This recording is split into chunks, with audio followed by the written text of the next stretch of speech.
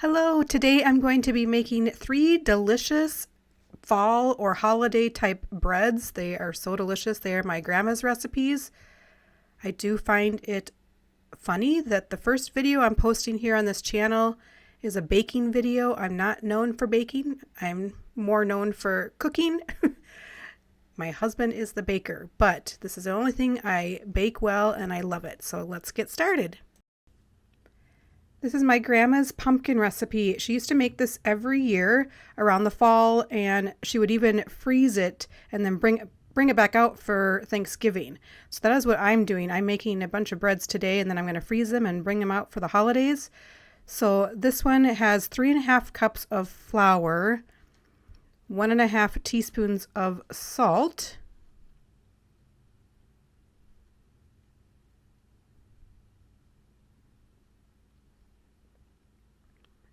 and 1 teaspoon of cinnamon there.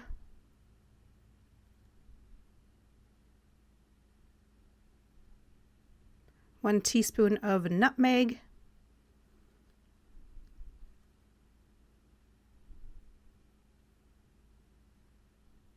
A 1/2 teaspoon of baking powder. And 2 teaspoons of baking soda. And 3 cups of sugar. And you're going to blend all these dry ingredients together.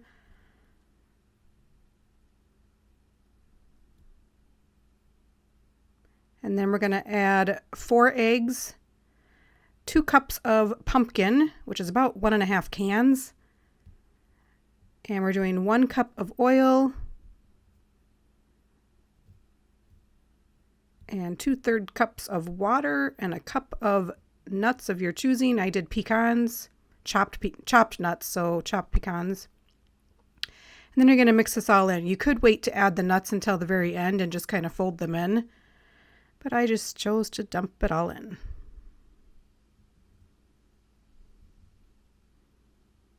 It looks like butterscotch. It is so yummy. And then I'm going to put these in 5 mini loaves. And I ended up doing about 3.5 scoops using this 1/3 cup scoop. So I guess you could say it's about 1 1/3 cup in each pan.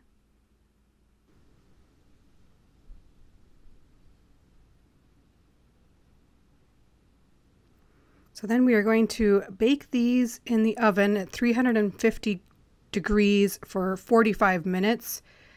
You could put it in 2 bigger loaf pans instead of these mini loaves and do it at 350 degrees for an hour. But when you use those mini loaves, it doesn't take as long. And these turned out delicious. Oh my gosh, so good. Smelled like fall in our house. Smelled amazing.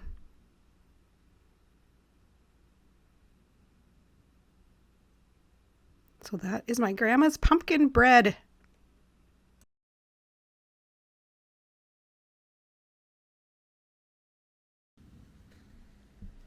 This is my grandma's cranberry orange bread recipe. She would make this every year around the holidays, and it was delicious.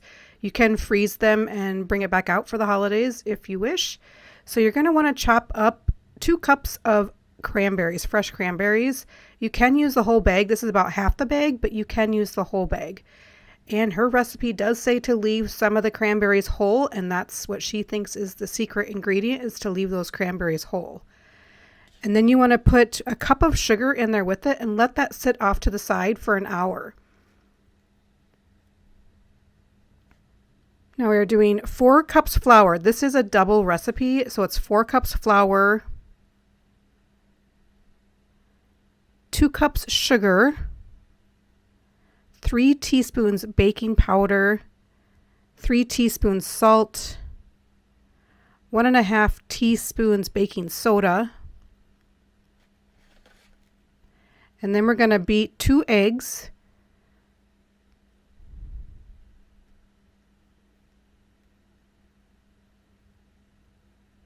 And add that to our mixture. We're going to add 4 cups of shortening,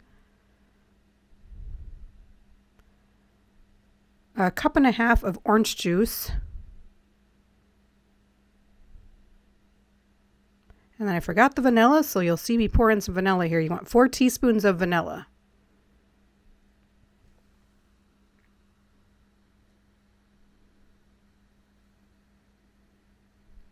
And we're going to fold in the cranberries. It's probably better to fold it in than what I'm doing here is blending it. So, and then we're going to pour this into 5 mini loaves. And we're going to bake it for 45 minutes at 350 degrees in the oven.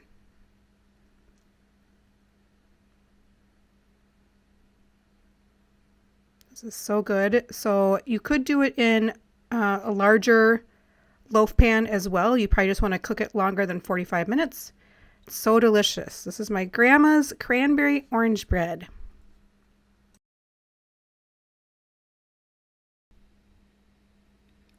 This is my grandma's poppy seed bread recipe.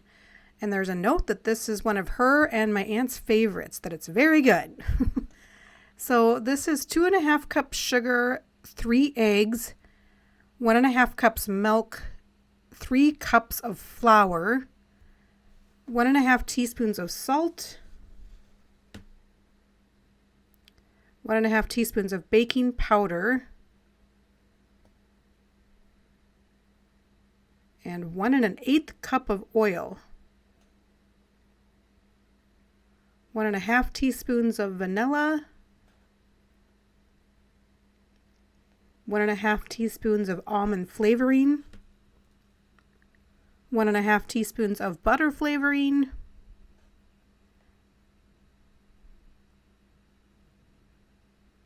and then 3 tablespoons of poppy seeds. And then you're going to blend this all together.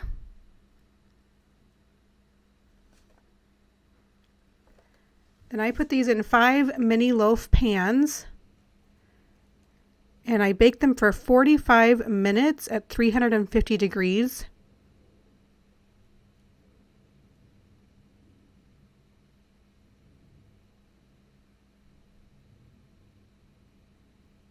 And while that is baking, there is a topping for this bread that we will make. It's kind of like a sugary glaze. It's really good.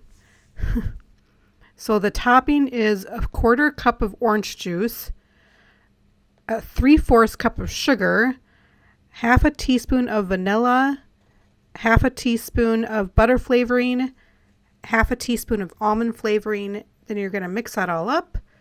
Once the poppy seed bread is done, you're going to pour that glaze over the top and let it cool and sit, and it becomes hardened a little bit on the top. Thanks for watching my first video on this channel, and thanks Nana for all these special recipes that I love to make. Have a great day, everybody.